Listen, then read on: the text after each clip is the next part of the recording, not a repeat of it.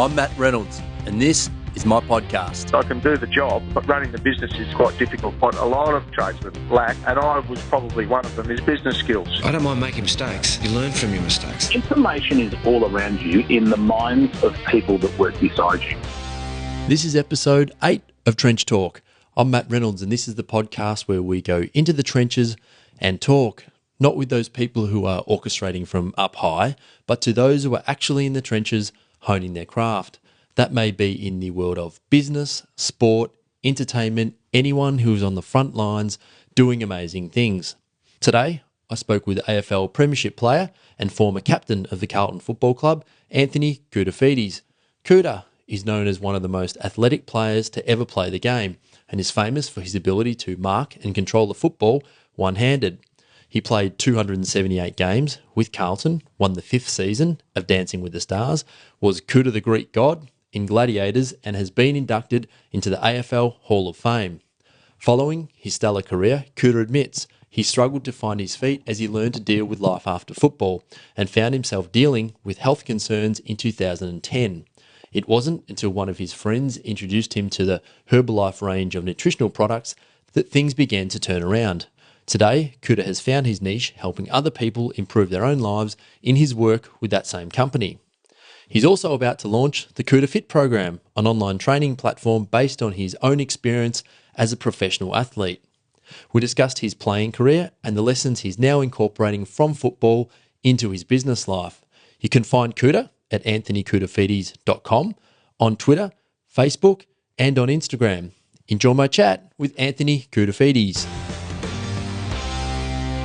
Anthony Koutoufides, thanks for doing this. No worries, mate. Now we're in the Preston, Wellness Centre this afternoon. Thanks for having me in. No worries. The next couple of weeks, the end of July, marks 10 years since you hung up the boots. Yeah. Is it a time for reflection? Is it a time you sit there and maybe grab a nice glass of wine and think about the good times, or how does that work for you? Yeah, someone messaged me before, is it like a little reminder to tell me it was almost time that I retired 10 years ago. Now, I tell you what, as I was going through my career, I could never imagine being retired for 10 years, and the years just seem to have gone quicker and quicker and quicker. So is it a time for reflection? No. I had a wonderful career. I probably, there's parts of it where I think, if only I didn't get injured or whatever, but if I look back at the start of my career and said I was going to, achieve what I did, I would have said, mate, I'll take half of that, So I really can't complain. I had a wonderful journey, and I was blessed to have been at the Carlton Football Club for that long. And what do you miss the most from footy? Just generally? Just playing with your mates. Yeah, going out there to battle on a Saturday afternoon, MCG, 80, 90,000 people, big blockbuster game, and you walk off, as victors, and it was just an incredible feeling. I don't think you could ever get that back. And sometimes I go back to local football clubs, and although they're not playing maybe at AFL level, it's still a great time in your life when you're young enough to be able to run around and play this most incredible game. Football is tough and hard, but it teaches you a lot of lessons about life and that too. And it's a wonderful game, unique to Australia. And so that's why I always thank, although my dad's not around, in particular my mum, to just say thanks that you brought me to, I was born in Australia, because it's a wonderful country and we're blessed to have this incredible game and unique to us. And if I was overseas, I never would have got introduced to it, So it's a great time, And you said it taught you a lot of lessons about life in a very public way, I guess you'd say, being on that stage every week. Is there any one that stands out as that you've brought forward into business now that is really important?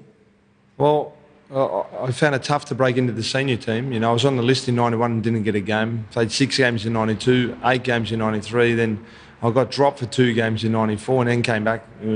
I played on the wing and never looked back from there. So it took me 3.5 years to cement my position in the Carlton Football Club.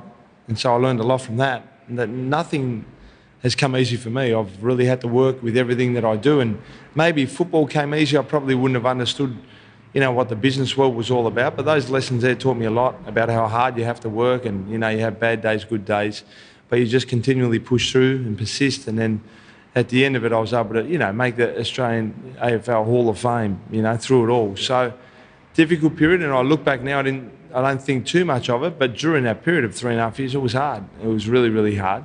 And there was moments I thought maybe I'm not going to be able to play this game, maybe I'm not good enough.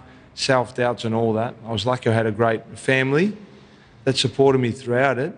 And so when I look back, those lessons I learned of, toughing it out is probably the most important lessons that I learned, apart from when I lost my father as well, which was another thing. But early on in my career, definitely that. How does that work? Because you're training, you're putting in your best effort every week, right? Were you always confident that you'd make it? At times I was, and times I wasn't too. I just thought maybe it was the club and, from the coach and maybe the assistants that weren't picking me. I felt a bit frustrated at times, and I felt like they were playing other players that maybe I should have been picked before them. So I found it frustrating. I mean, there was times, Dave Parker, I love him dearly. Early on, we didn't probably see eye to eye. He'd probably seen a guy with a lot of talent that maybe didn't work as hard as maybe what he would have liked. But I felt like I wasn't getting treated the way I should have been treated. And, there was a game, and I spoke about it, and I sometimes talk about it, that I got put onto the field, and a minute later the runners come out to me and said, "Kouta, do you want to play today?" And I basically replaced, I think it was Andrew McKay came off with the blood rule, and I literally just ran on the ground, maybe first, second quarter, and then a minute later I was off the ground and didn't play the rest of the game. So you can imagine mentally how I felt. And at times in the reserves, when you're playing really good footy and still not getting picked, it was hard. So it was a bit of everything, I think. A little bit of my attitude, a little bit of maybe them not really believing in me, maybe. And, a lot of self-doubts. But luckily, like what I said, my family was, they were a great support to me. They always believed in you. Yeah. In particular, my mum, I think. Yeah, my mum and dad, but my brothers too. But I think mum always said, he's going to be good, this kid, he's going to be good. So she always had that belief. Maybe my dad, I dare say he had it too, but my mum was more, outspoken about it. And where does this athletic streak come from? Because you were one of the first players to burst on the scene that was, had that athletic background, right? Yeah. You could run fast, you could jump high. Was there a moment when you realised that? I'm not sure, because I was blessed. I don't know. I mean, I walked in a local club with my brother, and I didn't know where back pocket was when I first started playing, but then by the second year we started dominating. I don't know how. I remember in primary school, even in grade 4, the teachers saying to my older brother who was in grade 5, "We want your brother to play in our school team." And you're playing against grade 5s and 6s, it's a big difference. And I was always, no, I don't want to play. And then I went and played, and I was kicking all these goals from full forward. So I didn't have mum and dad to teach me. I never really watched footy. I was just, I think, born athletically, gifted. And even athletics was the same thing. By grade 5, I was a state high jump champion with really no sort of training, And I don't know. I just kept going, and I probably didn't train as hard as some of the other guys out there. But I had my brother and all my other close mates that we all just played sport growing up, competed against each other. We went down to the Carlton under-19s together, played reserves together, and some of them even, senior footy after that. So I don't know, I was a national high jump champion, national hurdles champ at one stage, I did a lot really as a junior, I made the under-15s Carlton team 2 years in a row, made the Victorian team under-15s, went on to play under-19s and made the Till Cup team, the All-Australian team in Till Cup. So I'm not sure where the athleticism came from. My father was apparently a good basketballer. He was born in Egypt, so his mates tell me that he was one of the great players there, but I find it hard to believe because he wasn't the most healthiest guy, but very skinny guy. He looked athletic. My mum's family apparently were good at soccer, but I really don't know. Because a lot of kids grow up and they want to play AFL, they want to go to the Olympics, all that sort of stuff, whereas you were in the fortunate position where you actually had a choice. And you chose football, and you've said before that you've chosen wisely and you wouldn't change that decision and all that. Did you believe back then that you could make it in either discipline? No. It was just, how did you process that decision? I don't know. I was never really an overly confident kid, but I think everyone else probably saw it in me more than myself. And I remember recently talking to a close friend of mine that we grew up with as well and said, geez, we grew up with a lot of great sports people. And he turned around to me and goes, no, there was only one, and it was you. And I went, really? Like, I'm thinking, but there were so many other great athletes that I grew up with, guys that were, top 3 in Australia in athletics and, went on and played pretty good footy, but maybe others see more in me than what I did myself, so I was never sure. I mean, they looked superhuman to me, the AFL players, and I only really went to maybe 3 games as a young kid. Mum and Dad never took us. So I was never sure if I was going to make it. Even as an Olympian, I sort of seen a lot of them maybe like as maybe drug cheats, and I never really wanted to go that sort of way or that pathway. So I thought, I'm not sure if I could ever be a world champion. because of all the things that you heard in the media about athletics. Now, I could have been totally wrong, I'm not sure, but it would have been great to represent Australia at the Olympics. But I know myself, I had the most incredible football career, and the notoriety, I still get noticed now, recognised around the place, whereas if I was an athlete, I dare say I'd walk around and no one would know who I am. Yep. And you do a bit of stuff on the speaking circuit, I think you said the other day when we spoke. What does that involve? Oh, it's really just more sportsmen's clubs, sportsmen's nights. Yeah, we go there to talk about our career and what it was like growing up as an ethnic, all the funny stories that occurred and some of the things that happened through our football career. So it's a good night. I get out to a lot of different clubs around Australia when asked to. I've done a few business, talks as well, like corporate stuff also, which I really enjoyed. So I do a little bit of it, probably not enough. Maybe I've got to get myself out there a little bit more. What are you doing with yourself these days? I want to come back to footy in a little bit and ask you more specific questions, but what's your life involved now? Well, in the health and wellness industry, really, I work with products called Herbalife, and that product there 6.5 years ago changed my life, and I created a lot of fit clubs around, so communities that we bring people in and teach them about, the exercise component, the nutrition arm, and also the mindset stuff, because it's all incorporated into one. You can't get one right, not the other. A little bit of everything is right, and we try to get the right balance between the three of them. And so I've been loving it. I have a passion for it. I'm about to launch a Koutoufides program online also that people can train from home, and all the knowledge that I've incorporated throughout my entire life and how to train and some of the adversities that I've got some injuries in my body, but you can work around it. And there's no excuses, If I can do it with my shoulders the way they are, anyone can train and look good. So, everything that I've learned, all the knowledge that I've learned, I want to try to go and help as many people as I can. If it's through nutrition, good. If it's through the exercise, great. Whatever it is that I can, I'm going to try to share as much knowledge as I can to help people.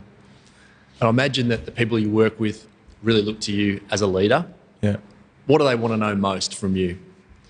I'm not sure. I think as a leader, I try to instill in them all the lessons I learned as a footballer. In particular, like if they want to grow a business, then what it takes to be able to grow. It's not easy. But if you work hard, have a vision and a few goals along the way and have the right mindset and attitude, you can go and achieve a lot of things. And so it just depends on the person and what it is that they want to achieve. So I think all the lessons that I've learnt, I try to teach them all the disciplines and the commitment that it takes if they really want to make it. I was able to grow up very quickly and hang around some absolute superstars of the AFL game, and they taught me very quickly what it took to become an elite AFL footballer, and that applies the same in the business sense also. In terms of the dedication, the time, the work ethic, the whole box and dice. 100%, and the commitment too. I mean, the disciplines of not going out clubbing when you don't have to, but, if you've got choices in life, which way do you go? And the commitment, do you find an excuse not to turn up to a training session for whatever reason, or you just turn up? I know as a footballer, there was no excuses, we just turned up. Yeah. Otherwise you get, disciplined. Yep. You're not in the business of disciplining people. No, are you? Not at all. No, all I can do is lead, then they have to follow. If they don't follow, then there's nothing really I can do. Who introduced you to the Herbalife concept? A friend of mine who was a Carlton supporter.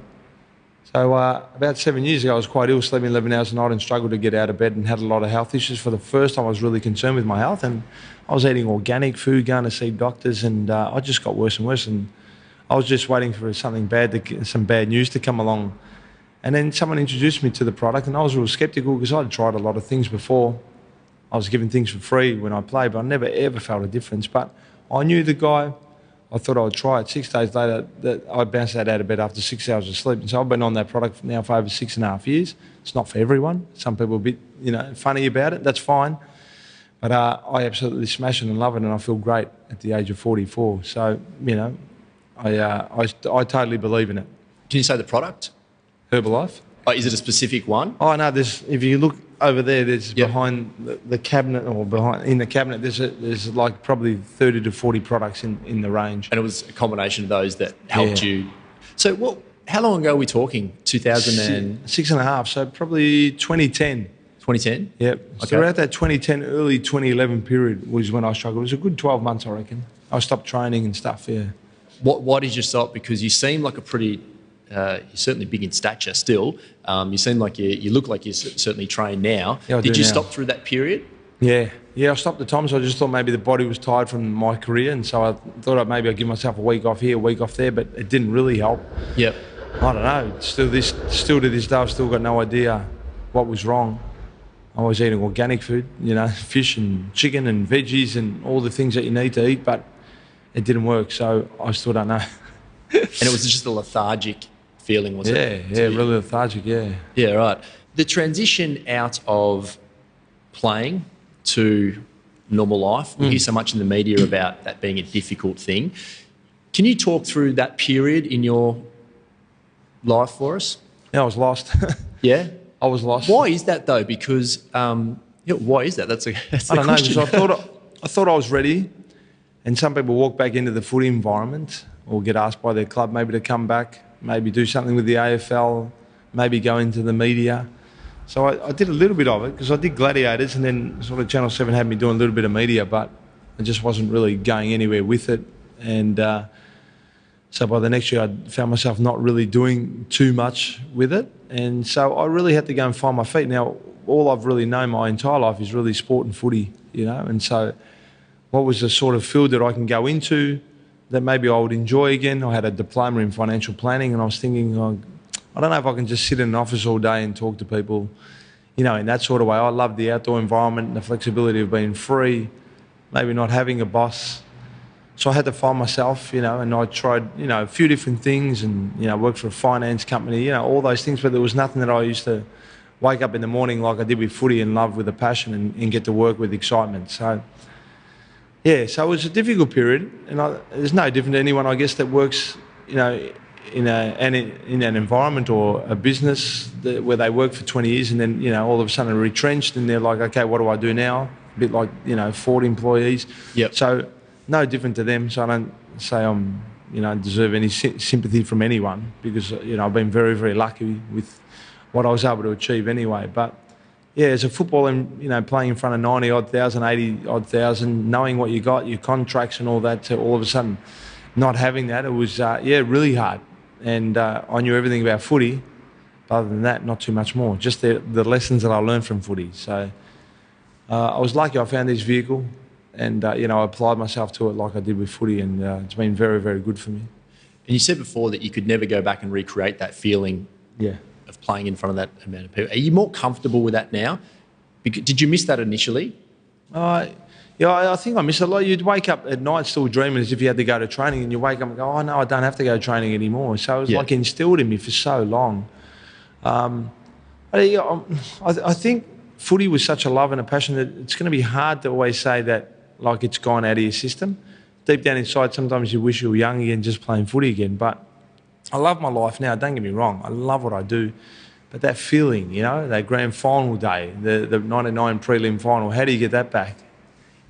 Authentically, without artificially, doing it. So it's really hard to recreate. I mean, I'm lucky I've got beautiful kids now, so I follow their journey and I want to support them like my father did as well. So life is fantastic.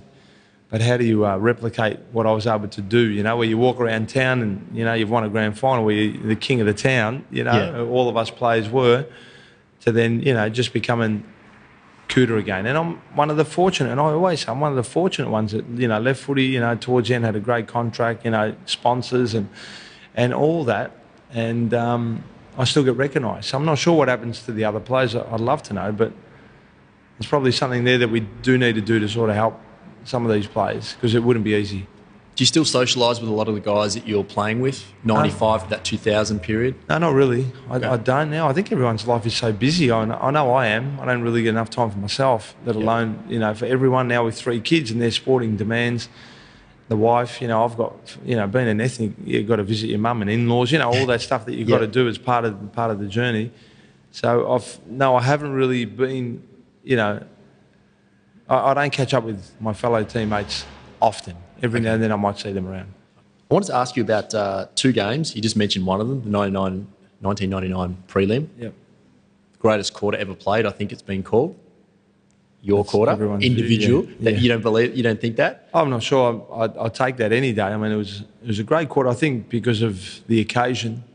And that you weren't meant to win, right? Yeah, that's right. It was against the unbeatables. Yep. And so I was able to stand up. I know I was at 3/4 time wishing that the coach would play me in the midfield, you know, I just felt good, like I could read the ball, you know, and I sort of felt like I was stuck, like at back pocket, you know. I just wanted to get out of the cage. So it probably wasn't until 2 or 3 minutes into the last quarter, I think the runner might have come, maybe even a minute in, I don't even know. Maybe they could feel my vibration or could read my mind, and they said, you're in the middle. So that game there, I'm sure in the history of the Carlton Football Club, for those that will be around at that time, will probably mark it down as, apart from the premiership, probably one of the greatest games I've ever seen. And not to say because of my quarter, but for the efforts of our team and what they did to beat the Essendon Football Club and stop them possibly of winning their 16th premiership, and the next year would have been their 17th. Yep. It turned out to be their 16th, and there's two teams that a lot of Carlton supporters dislike, and one of them's Essendon, and we know the other team. Yep. So to do that on that big occasion there was just a remarkable effort by all the boys, and not just the boys, but the coaching staff and John Elliott and the board members who were there with us, you know, the entire journey. The characters around the club at that time were phenomenal when you look back at it, aren't they, really? Yeah. Did you know that day you said you felt it, you could read the play? Did you know when you were on?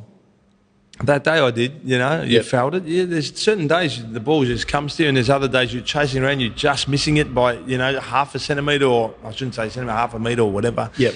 You're just a little bit behind. So that day there, I could feel I was reading the ball well. I was marking it well, and it was just in the air, just the way you could see things. So, yeah. If you take yourself back there, does it look slow-mo? You can read it, you know where it's going to go? You just know, you can just read. And I think I played my best footy instinctively when I didn't feel like I was caged up. Could just go and play. Whether it was defence or forward or, you know, midfield, if I just had the realm to be able to just go and play, then I felt like I played better. And, you know, Wayne Britton gave me that luxury. You know, if I had a tall player, I could bring him in the midfield, and small player, bring him in the forward, and I could just judge it myself. And so he was good in that way, and that's probably, you know, when I played my best footy. Because he was the first coach that sort of said, here's your licence, go and do what you want to do, right? And you responded pretty well. Yeah. Because you had a knack of really standing up in big games, right? Yeah.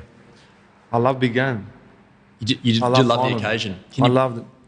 I remember even as a young kid, even playing AFL, if there was an easy team, I don't know if I'd be in the best players, but if it was the harder team or bigger occasion, not always, but more than likely I'd be there firing up. And I was that same thing when I played as a junior, you know, under 19s at Carlton, I wouldn't get a kick all year, but come finals I'd fire up. Or if there was a big game, junior footy I sort of more, you know, dominated, but even reserves come finals, I wouldn't be surprised if I was in the best players every week in the reserves every time I played, and come senior footy was very similar. And the big occasions I always loved. I'm not sure why. Even athletics, when it came to the crunch, state championships or nationals, I'd usually do my best, you know, best performance. So I don't know if I thrived on the pressure or whether I was just a big guy. I don't know, but it was just there.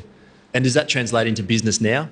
Do you like the bigger occasions? I mean, you're speaking, maybe if it's a bigger crowd, does that get you fired up? Yeah, I think I do. I think when I've got a good bigger crowd and whatever, and people don't expect it to me, I'll probably come out and do my best. I don't know if I've got the magic like I used to have. Maybe the confidence is down a little, but, you know, as a sports person, definitely. But I think so. I've proven, a lot of people wrong, you know, with you know, some of the things that I've done. So the other game I wanted to ask you about was round 5, 1996. Yep. Oh, yeah. You know, yes. West Coast. Yes. I've still got that game on tape. It's one of the ones that I go back to regularly, because talk about read the ball. Yeah. And I mean, maybe there is another example. That's my favourite example of someone, yourself, who continually read the ball over and over again. You're just in the right place in the right time. Like, did you feel it on that day too? Yeah, I did. The first quarter, I think I had 6. I was just plucking them, you know, out of everywhere, and I thought, okay, this is the way to start. A bit of confidence, you know. So, yeah, definitely that day, and, you know, getting the ball off the ground and kicking left foot, and, you know, everything, it did go my way, and it went right down the crunch to the end, you know, and I was lucky I marked that ball at the end also. But sometimes I feel like as people, you know, compare to certain current day players and go, you know, whatever, but I had to sacrifice a lot of my years and time in the probably positions of the footy field that maybe I, you know, didn't play as good as what I should have. But I wonder what I could have produced if I was playing solely in the midfield, not on the wing, because I was on the wing that day to mark the ball 18 times. So who knows what I could have accomplish if I went straight into midfield. But because I was versatile, you had to sort of sacrifice a little bit for the team. But and you had a bit of competition in the midfield too, in terms of the other players that were there through that era too. Absolute guns, yeah. And I guess those players probably couldn't play on the wing or half forward or full back or full forward, and centre forward like I could. So true, yeah. They were a little bit limited. So I had to sacrifice a little bit of my game until later on in my career. But that West Coast game there was the thing I remember most. Obviously, I read the ball and took some really good contested marks. So it's not like nowadays, you know what I mean? There would have been a lot of contested marks, but the crowd after the game. I think that was the day, where they were all chanting out Kouta. I'm thinking, is that for me? Like, what's going on here? And I remember getting an interview going, but Greg Williams was so good today. He's a superstar. And whoever was interviewing me said, don't worry about Greg today. It's about you, Kouta. And I went, okay. And the whole crowd was chanting Kouta. And I always drove mum and dad to the game, so they were waiting for me afterwards. And there was just hundreds of people waiting outside, and they just followed me the entire way, all the way to the car. And I don't know how many autographs I signed, but I got inundated. So, I mean, I was, I guess, pretty popular in 95 after we won the premiership, and 96 after that game, there was just people everywhere. And that's the period where you had to, I think I read, sneak in and out of the training ground and those sort of things. That was 95. Right. That was 95 in the grand final week. Yeah. Because it used to take us an hour to walk in, with all the supporters. I'm not sure what it's like for the guys nowadays. Maybe footy was a bigger thing back then. I'm not sure. But it would take us an hour to walk in. Then you're tired after training, you want to get home and eat. And I didn't live locally, I lived down in Thomastown. It was a 30, 35-minute drive. And then you're outside, signing for another hour. It was really hard. So Ange and I, in particular, I remember the Thursday night, I went to training about 2 hours maybe before, an hour and a half, but we parked at the back of the oval, snuck in through the back. And after training, we looked upstairs and we could see all these supporters, and we're like, oh, we're going that way right over there. And so we snuck out down the back because, it's a tough week, it's a hard week. And, a lot of people around following us, and you want to just be able to just concentrate on the grand final and not get distractions from other people. How hard is that during that week to maintain that focus? Because you're in that period of the sort of the second half of the 90s, right? You were not only in a high-performing environment in terms of AFL Football Club at Carlton, but you're also in a high-achieving environment. In from a club sense because you were winning, and also that was the period that you really lifted your game to a level that was now considered one of the best careers that has ever been in the AFL, right? So if someone is wanting to move from mediocre, from what their performance is now, be it business in sport or whatever, to a high-performing person, and to do it with the distractions that you had, is there any advice, tips you've got on that scenario? It's a tough one. I had to really get used to it, and being recognised, and people coming over to my house, and our phone at home. We had Koutoufides in the white pages. Can you imagine? It was the only one. So around final week, the phone was off the hook because as soon as we put it back on, it was just ringing like crazy, and people following me, and so I had a lot of distractions because then your sponsorship comes and you're doing commercials and things like that, and you really can get distracted. But at the end of the day, you've got to be, I think, a level head, not let things get to you and believe you're better than anyone else. As soon as anyone believes they're better than, just say, if you've mastered the game of football, it'll chew you up, And so you had to just keep working hard and focus and be disciplined. All those things that that I spoke about before, the commitment that you do, and still have your goals that you want to achieve. There's no backing off, no matter what. And don't ever miss training because you're tired or whatever. You just got to, turn up. And so you've got to understand your body as well, your body and mind. Goals comes up often in these conversations that I have.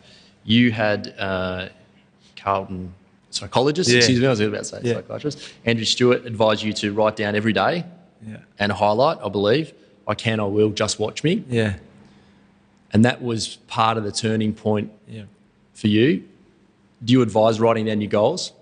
Yeah, I do. Yeah. I was probably a bigger one of it back then when I first started my business also, but definitely goals. I went to see Anthony Stewart after I got dropped, and the club said, you should go and see this guy, sports psychologist. I said, okay. Yep. Anything to help you improve, I'm in. And, he taught me straight away, I can, I will, you just watch me. So not just watch me, you just watch me. So that you sort of made, I think, a bit of a difference also, and highlighted that in my diary every day. So it was something for me to go out there, just even with the goal of even a training, whether it was marking or kicking. So I used to turn up an hour earlier, and just if tonight was marking, it was like, all right, I'd get Wayne Britton or Barry Mitchell and say, right, let's go. Let's kick, mark. And then when I was out there, try not to, drop not one single mark. So it's funny when you've got to focus like that, how much your training improves instead of just going out there just for the sake of going out. So you felt you needed to work on your marking. You'd write that down. You'd go in the trainer early with that intention. And did that come out of the previous week's game? Yeah. So any mistakes you felt you're a bit weak on, go straight back in and work hard. Yep. So if I wasn't marking well enough this week, okay, the focus is marking. If the kicking wasn't good enough this week's kicking or handballing or whatever, yeah. With your online business that you're doing now that you're about to launch, what can people expect to get out of that? I'm going to be aiming at people like myself, really, maybe family man, or, the ladies that have got babies, just people that are time poor. Everyone's time poor nowadays, but you've got to try to fit in a little bit of exercise every single day. And so what I'm going to do is create a program online that people can just do at home. So if it means you've got to get up and go to work and you've got to get up at 6 a.m, well, get up at 5:30 and just sneak in half an hour extra of training. You're going to feel better and start to get results. And some people I still play over 35s footy, this year. Oh, yeah, I didn't realise you still play. Yeah, who do you play for? A few, Diamond Valley. We haven't won a game yet, so don't get too excited. But a lot of those guys, why do they keep playing? Because, they used to love footy. But, okay, they can't play as well, but they still want to play now. There's some people out there that maybe want to do that, just time poor and can't do it. But really, you look back in the time that you were able to exercise, you felt good. When you're young and you're exercising, feeling good, and there's no excuses. Whether you're married, you've got kids and you've got a busy lifestyle, you can always find a little bit of time if you really want it. So I want to create a program that people can go, I want to get back into the shape of my life. I'm 44, I have a few injuries, hip and shoulders, but I still find time to be able to train. And it's part of my lifestyle now too. But even before, when I was working and doing everything, I still found time to train also. So that's the sort of program I want to launch. It will start as beginners, it will go to intermediate and advanced, and then I want to really target even some young kids that strive to be an AFL footballers and really make it a niche market in that aspect as well. But first I want to cover and help the majority of people from, age 30 to 50, just get back in shape again and start to train. We're here once, Matt. You've got to make the most of it, mentally, physically, so you feel good, when you walk around. Because a lot of people come to me and go, Kouta, I just want to look like you. And I'm like, okay, this is where we can start. You know what I mean? But it's not as hard as what people think if we can make a commitment to it and be disciplined every single day. And if we set the foundations right, then you can have longevity. Some people go and train crazy, get injured, and then you don't ever see them again. And you set the foundations, just be gentle and steady. We're talking about, it's a marathon, then we can get there. And it's going to be, is it some sort of subscription, service that I'm envisaging here? Yes. Anyone who's not even exercising now can get involved and right through to you want to look down the track, if I understood that correctly, to doing sport-specific stuff like the AFL. Yes, okay. That sort of stuff. Eventually, yes, that's what I'm going to get to, yes. Where does this passion to help people come from? I think from Herbalife. Yeah. I've realised it's not just, about me and me solely. It's about helping the masses of people. And through the fit clubs that I created, there's a lot of people that need help out there.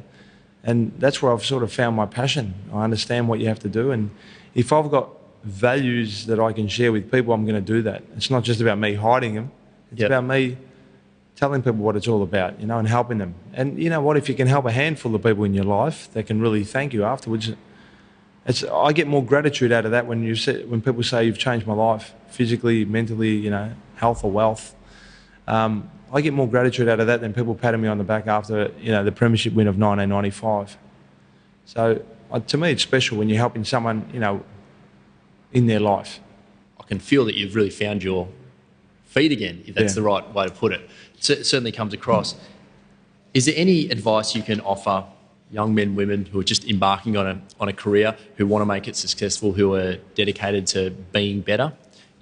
Well, I can say if I look at my two journeys of football and then, of course, the Herbalife business, you've got to love what you do. You've got to find a passion. I know with footy, I played my best when I enjoyed the environment, when I looked forward to training and turning up to the game. Have a love and passion. And I think if you've got that, that's a great start. And don't believe and listen to anyone else. Only you know and understand what's going through your head, in your heart, no one else. So people can have opinions and tell you not to do it, like a lot of people said to me. But if your heart of hearts and your mind is telling you this is the way you want to go about it, then you just do it. You know what I mean? It's not about proving people wrong. It's about whatever's inside your head that people can't see, your vision, you know. And if you've got a good vision there and you're going to love what you do, you can be successful.